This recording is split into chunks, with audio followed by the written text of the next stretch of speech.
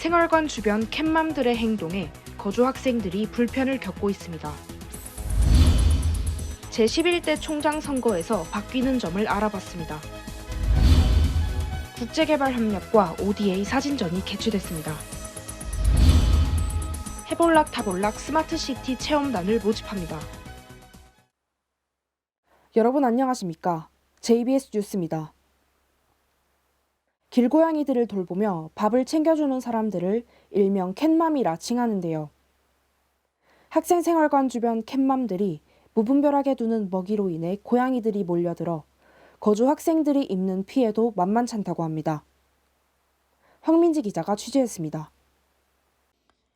최근 우리 대학 학생생활관 근처에서 길고양이들의 밥을 주기적으로 챙겨주는 일부 학생들, 일명 캣맘과 거주 학생들의 갈등이 심화되고 있습니다. 캣맘에 대한 논란은 이전부터 자주 불거졌지만 최근 화두에 오른 이유는 따로 있었습니다. 지난달 27일 우리 대학 커뮤니티에 3장의 사진과 함께 올라온 게시물에서 학교 외부인 중 학생생활관 근처 길고양이에게 주기적으로 사료를 챙겨줄 사람을 구한다는 카페 글을 볼 수 있었습니다. 더욱이 학생들의 걱정이 커진 것은 해당 카페 게시물 댓글에 고양이를 챙겨주겠다는 외부인이 나타남과 동시에 게시물이 올라온 지 사흘 뒤인 지난달 30일에 누군가 고양이의 사료를 챙겨주는 모습을 봤다는 글이 게시됐기 때문입니다. 고양이들이 기숙사 주변에서 돌아다니니까 밤에 울음소리가 크게 들릴 때도 있고 고양이 간식 쓰레기들이 길에 버려진 것도 종종 보일 때가 있어요. 고양이가 챙겨주고 싶은 마음으로 도와주는 건 좋은 취지인데 도와주고 나서 뒷정리가 잘 안 되는 것 같아서 거주 학생들이 캣맘의 행동에 불만을 갖게 된 것은 단순히 고양이가 싫거나 고양이를 챙기는 행동 자체 때문이 아닙니다. 캣맘이 고양이의 밥을 챙겨준 후 뒤처리가 잘 이뤄지지 않아 벌어지는 피해와 고양이들이 주된 생활권을 학생생활관 근처에 자리 잡으며 생기는 문제가 주 원인입니다. 사료나 간식을 준 뒤 정리되지 않은 곳에 새들이 몰려들어 새 울음소리가 크게 들려오거나 야행성인 고양이들이 생활관 근처를 돌아다니며 밤새 울어대는 탓에 가끔은 잠을 이루기 어려울 정도라고 합니다. 그러나 고양이를 챙겨주는 학생들의 입장에선 고양이가 굶주리면 울음소리가 커질 뿐만 아니라 쓰레기통을 뒤져 더욱 지저분해질 것이라는 우려에 고양이들을 방치하기에도 난감한 상황입니다. 캣맘의 행동의 주된 이유는 동정심이며 또 다른 이유로는 동물권을 들 수 있습니다. 이는 간혹 고양이를 향한 과잉보호로 이어져 타인의 피해를 고려하지 못하는 경우가 발생해 갈등이 조성되는 것입니다. 공존이라는 단어에 알맞은 적절한 돌봄을 추구해야 할 것으로 보입니다.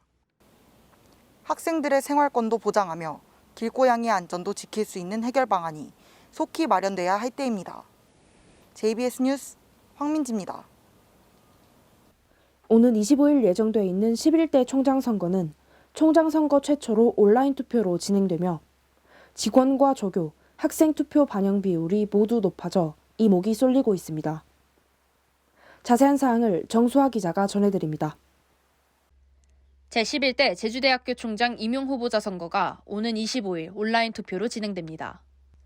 제주시 선거관리위원회는 제11대 제주대 총장 임용 후보자 선거 후보로 공과대학 전기공학과 김일환 교수와 자연과학대 전산통계학과 박경린 교수, 경상대 무역학과 김희철 교수가 등록했다고 밝혔습니다. 오는 25일 오전 8시에 1차 투표를 시작해 오후 6시 결선 투표로 마감하게 됩니다. 1, 2차 투표에서 유효표의 과반수 득표 후보자가 있으면 이후 투표는 실시하지 않고 선거를 종료합니다. 투표에 따라 대학이 임용 후보자 1, 2순위를 복수 추천하면 교육부가 심의한 뒤 임용을 제청하고 국무회의 심의 의결을 거쳐 대통령이 임명하는 방식으로 이뤄집니다. 지난 2017년 제10대 총장 선거에선 직원 13%, 조교 2%, 학생 4%로 투표 반영 비율이 결정돼 치러졌지만 이번 선거에선 직원 17%, 조교 3%, 학생 8%로 투표 반영 비율이 모두 높아졌습니다. 확실히 지난번에 비해서 학생 투표 비율이 많이 높아졌기 때문에 학생들을 위한 공약이 좀 많이 필요하다고 생각이 들어요. 특히 이번 코로나로 인해서 피해를 본 학우들을 위한 정책이 많이 필요하다고 생각이 됩니다. 이번 선거는 총장 선거 최초로 중앙선거관리위원회의 온라인 투표 시스템을 이용하기 때문에 투표 방법에 대한 선거인의 정확한 이해가 있어 보입니다. 제주시 선관위는 이번 선거가 이전과 달리 온라인 투표로 실시되는 만큼 온라인 투표 방법에 대해 상세히 안내해 선거인의 권리 행사에 혼란이 없도록 하겠다고 밝혔습니다. 선거운동 기간은 오는 24일까지 진행되며 지난 11일과 18일에는 경상대학 2호관 대강당에서 후보자 공개 토론회가 열린 바 있습니다. 또한 오는 24일 오후 2시 법학전문대학원 대강당에서 후보자 합동연설회가 진행될 예정입니다. 합동연설회는 유튜브 라이브 스트리밍을 통해 실시간으로 볼 수 있습니다. 저는 사실 총장 선거에 별다른 관심이 없었는데 이번에 유튜브 라이브 스트리밍을 통해서 학생들을 위한 공약이 어떤 것이 있었는지 그리고 후보자들의 입장이 어떤지 알 수 있어서 좋았고요. 이번 계기를 통해서 앞으로 더 많은 관심을 가져야겠다고 생각했습니다.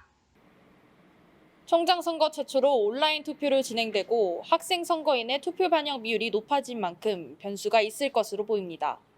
또한 총장 임용 후보자의 공약에 따라 주요 교육, 행정 정책이 달라지기에 교직원을 비롯한 학생들의 관심이 높아져야 할 때입니다.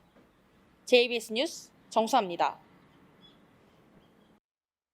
제주국제개발협력센터가 11월 25일 개발협력의 날을 맞아 국제개발협력과 ODA 사진전을 운영합니다.